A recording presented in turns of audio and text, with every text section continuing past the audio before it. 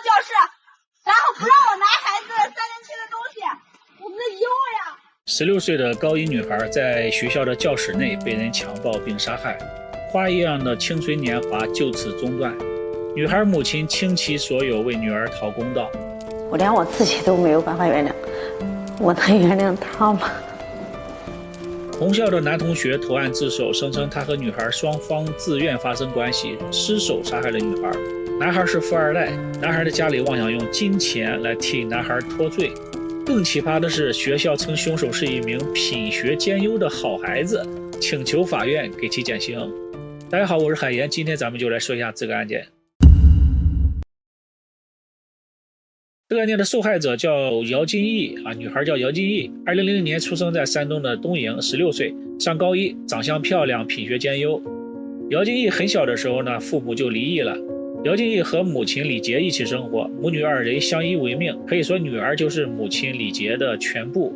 因为是单亲家庭嘛，这个母亲李杰呢就非常注重女儿的成长，在母亲的全力的培养之下呢，女儿性格开朗，学习成绩也很优秀。为了让女儿以后能够有更好的发展呢，李杰没有让女儿上本地的高中，而是送女儿到私立的国际学校新东方外国语学校。这所学校呢在北京的昌平区，是一所国际学校，学费很高，高一年的学费需要19.8万元，再加上生活费住宿费每年需要大概30万。可以说能在这所学校上学的学生家里的经济条件都很好。我孩子去了有1年吧，杂七杂八的算起来30多万。非常贵。学校在北京，李杰很想去给女儿陪读，但是呢，如果去陪女儿就没法兼顾工作了，所以呢，最终决定让女儿去住校。在李杰的心里他觉得学校内肯定要比学校外安全，但是万万没有想到，就是在学校内相对安全的情况下，女儿失去了生命。2016年5月19日晚上8点左右，李杰和女儿通过微信聊天，聊到一半之后呢，女儿就没有回复了。李杰以为女儿有什么其他的重要的事情，所以呢也没太在意吧。但是2-3个小时之后呢，女儿还是没有回复，李杰的心里就有一些着急了，因为女儿从来没有过这种情况。到了晚上11点，学校宿舍的管理员给李杰打来了电话，说晚上查寝的时候呢，女儿姚金义没有回到宿舍。深更半夜的，女儿电话打不通，微信也不回，现在连宿舍也没有回。母亲李杰的心里就非常的担心，所以他马上开车从山东东营赶往北京。路上呢，他不停的给学校老师打电话，求老师帮忙找找女儿。5月20日的凌晨，学校老师给李杰打来的电话，说事情已经弄清楚了，是一名叫王一哲的男同学带着你的女儿，2个人在酒店。姚金义的这个手机没电了，所以之前没有打通他的电话。不会是姚金义出什么事儿了吧？不会，他男孩已经给我回短信了，就是说他俩现在安全是没有问题，他俩在一块儿，没有出什么事儿。听学生说这个男孩追他，2人没成，但现在不知道怎么着就腻歪到一块儿去了。我一直觉得我们家女儿没谈恋爱呀。这咱只是直觉，得用事实说嘛。那个男孩子不会有什么暴力倾向吧？没有，这绝对不会，这绝对不会。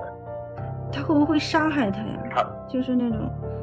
不会，我觉得不会。你这个姚金义不是那种不自重的女孩，第二个这个男孩也不是那样的男孩。李杰听到这个消息之后呢，心里就非常的担心了，因为王一哲这个男孩，女儿之前给他提到过，说王一哲是一个富二代，个人的风评不太好。王一哲呢追求过女儿，被女儿给拒绝了。女儿曾经说过非常讨厌这个男生，所以女儿怎么可能深更半夜的和他这个男生出去呢？以前他也曾经跟我提到过这个家伙，他说他很讨厌他，然后天天穿着限量版的鞋在炫耀，这是他最讨厌的类型。我了解我的孩子，所以李杰听到女儿是和王一哲出去的，他觉得女儿很有可能有危险，所以呢，他祈求老师再帮忙找一找。李杰给老师发的信息里可以看出这位母亲非常的着急，但是呢，语气里都带着对这个老师的祈求。他说，请您理解一个妈妈的心情，您就像我的救命稻草一样，求您帮我。好好的一个孩子忽然找不到了，咱们都是为人父母的，请您理解我。凌晨的时候呢，李杰联系了女儿的同学，让女儿的同学也帮忙在学校里给找一找。直到凌晨6点30分，一位男同学刘某在教学楼的601教室内找到了姚金义。这位男同学给李杰打来电话，说姚金义已经找到了，他趴在桌子上，头上盖着校服，好像是睡着了。当时李杰已经到达了北京，但是呢被堵在了路上了。后来李杰得知女儿被送到了医院，不明情况的李杰就更着急了，他给学校的老师打电话询问女儿到底怎么了。你连一个医院都问不出来吗？我刚才给他打电话，就是我刚才打电话，他也没有接，这个老师他也没有接。他没有告诉你是他班主任，没有告诉你学生的情况吗？没多久呢，学校联系李杰说你的女儿已经不在了。听到女儿已经死亡，李杰犹如五雷轰顶啊！因为堵车，当天下午李杰才到了学校，学校已经拉上了警戒线，还停着几辆警车。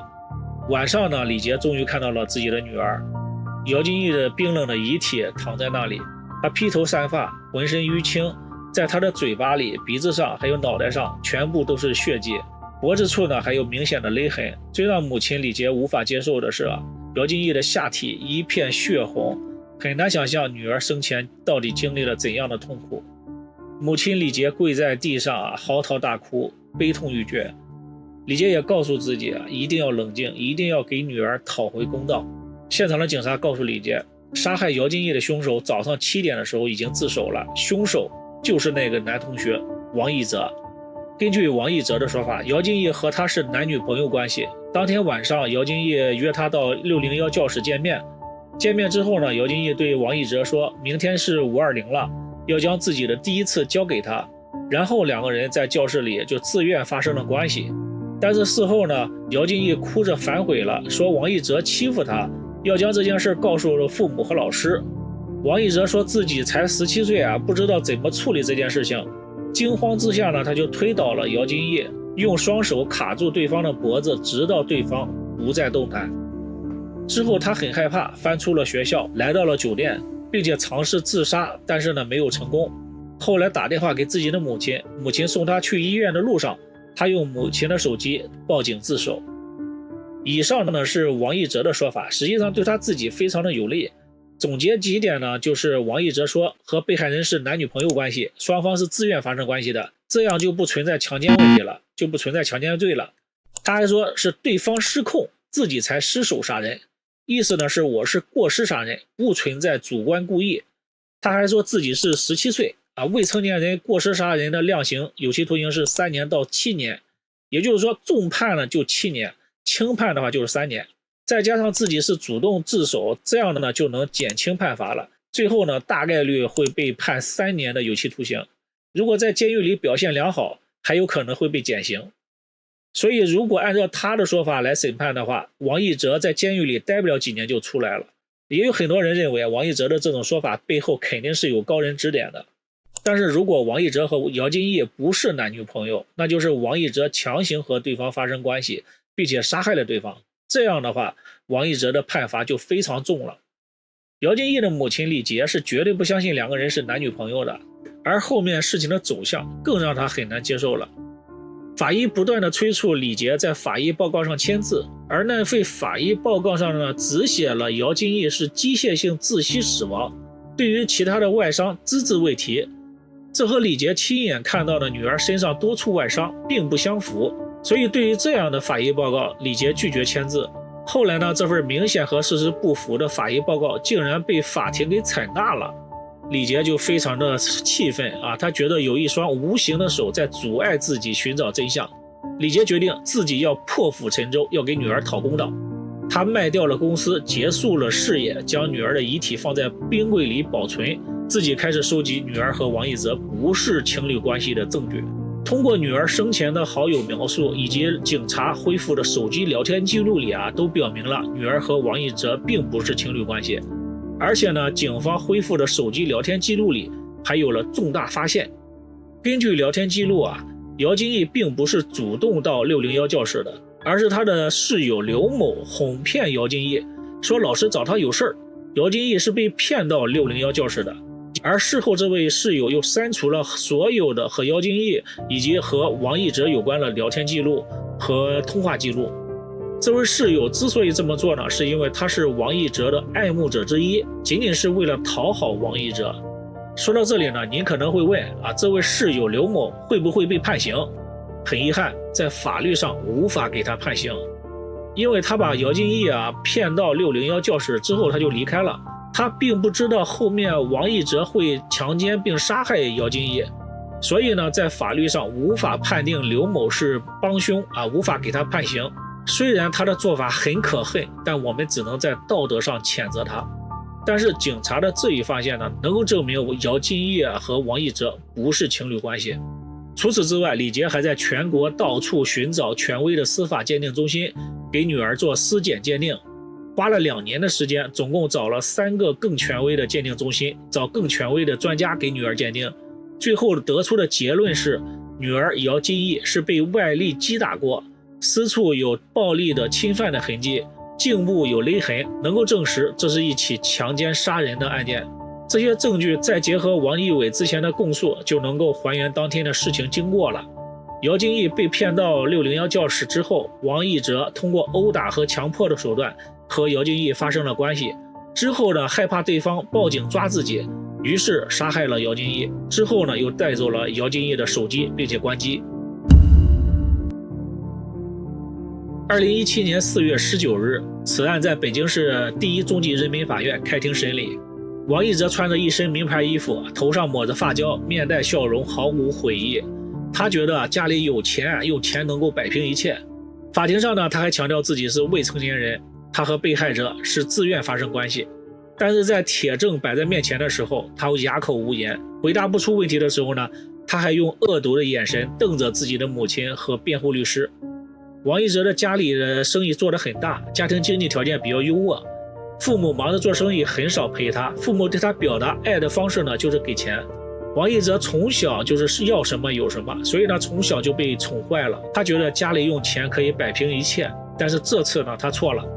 2017年6月26日上午，法庭一审宣判，法庭认为王一哲违背妇女意志，强行和受害者发生关系，非法剥夺受害者的生命，性质恶劣，社会危害性大。鉴于对方是未成年人，从轻判罚。王一哲犯故意杀人罪，判无期徒刑；犯强奸罪，判有期徒刑7年。综合考虑，判处执行无期徒刑，剥夺政治权利终身。2018年的清明节，姚金义的遗体终于可以火化了。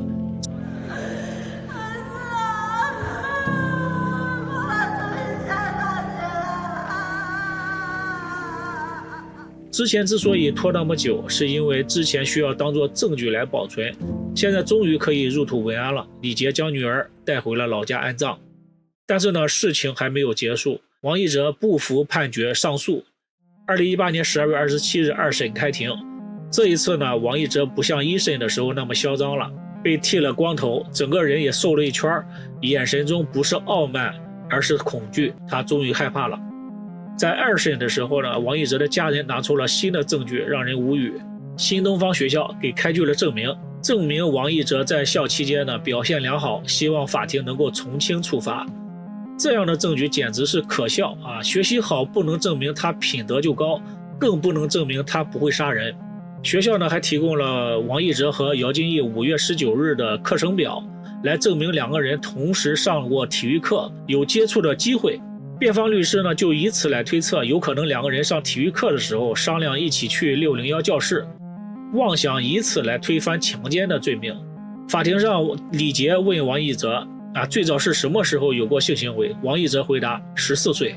最终2审宣判，驳回上诉，维持原判。接着李杰又向法院提起了民事诉讼。2021年5月19日，案发5年后，民事诉讼也有了结果。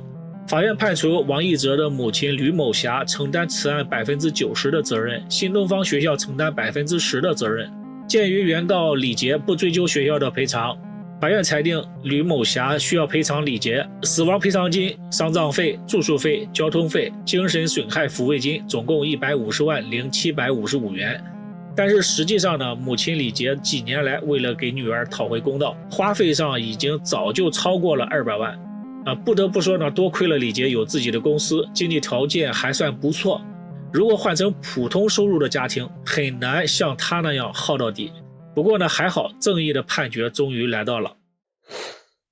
有时候真的听见他跟我梦里听见他跟我叫妈妈，真的，尤其是刚出事的时候，梦到他，梦到他被遇害的场景，梦到他跟我说妈妈我很害怕，他小名叫妞妞，我又看他叫妞妞的小孩子，我又想起我的孩子，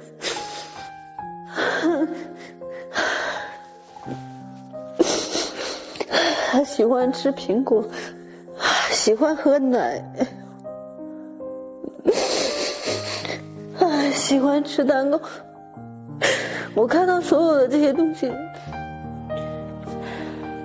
首先想到的就是他。